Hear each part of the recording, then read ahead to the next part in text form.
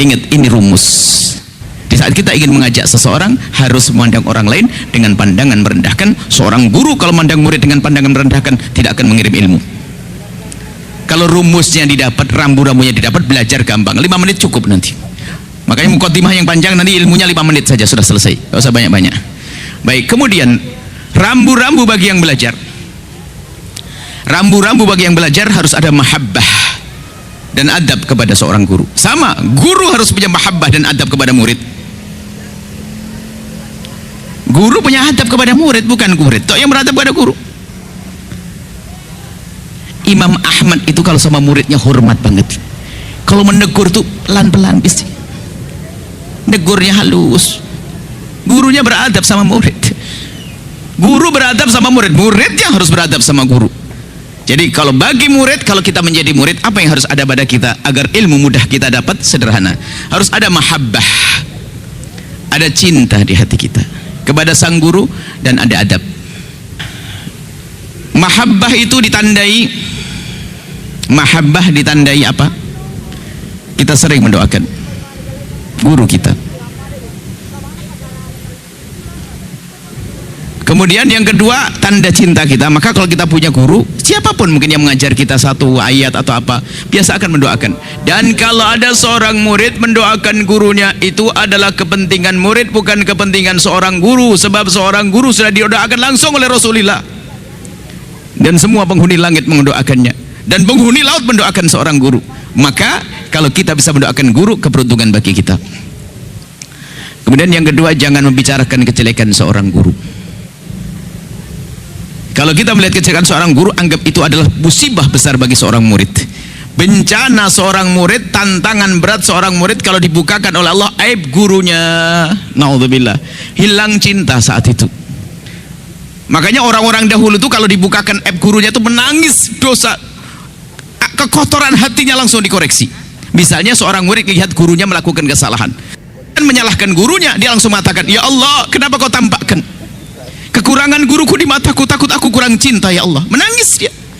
Sehingga mereka di saat mau belajar, lihat Syekh Hashim Asy'ari dalam kitab Adabul Alim wal Muta'allim, beliau menyebutkan salafuna, ulama dahulu itu kalau calon-calon waktu sebelum menjadi ulama, kalau mau belajar itu bersedekah.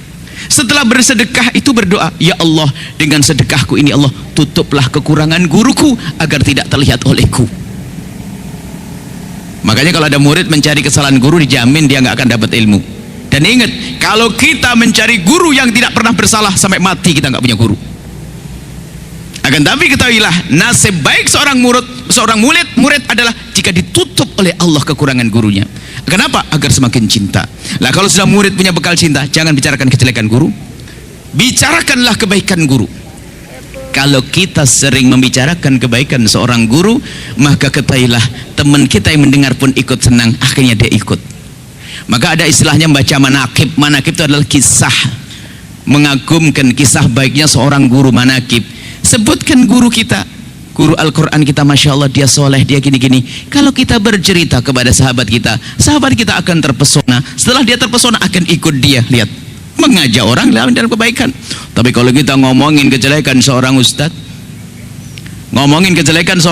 lihat, kita tidak akan dapatkan ilmu. Ada mahabbah. Maka kalau sudah orang mahabbah, adab tata krama itu, adab itu disesuaikan ya.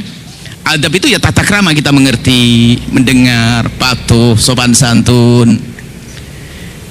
Kalau seorang murid tidak punya adab dan tidak punya cinta kepada guru, biarpun yang mengajar seorang wali kutub, wali besar pun nggak akan bisa dapat ilmu.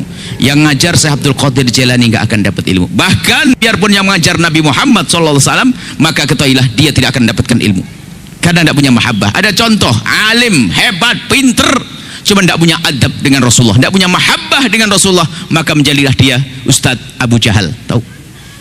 Kenal? Abu Jahal itu alim. Tidak ada ayat Al-Quran turun kecuali dia hafal. Tidak ada Nabi bersabda kecuali dia tahu. Bahkan begitu hebatnya Abu Jahal, rajinnya belajar dari Nabi. Kalau dia pergi jauh, dia membayar orang untuk duduk dengan Nabi Muhammad agar tidak ada kalimat yang terlewat dari lisan Nabi. Cuman tujuannya bukan untuk mencari kebaikan, tapi tujuannya untuk mencari-cari kejelekan Nabi yang tidak pernah ada. Karena di hatinya tidak ada cinta, lihat, padahal dia dengar firman Allah, dengar suara Nabi yang indah, dan melihat akhlak Nabi yang mulia. Karena di hatinya tidak ada cinta, maka nggak ada ilmu. Baik, selesai.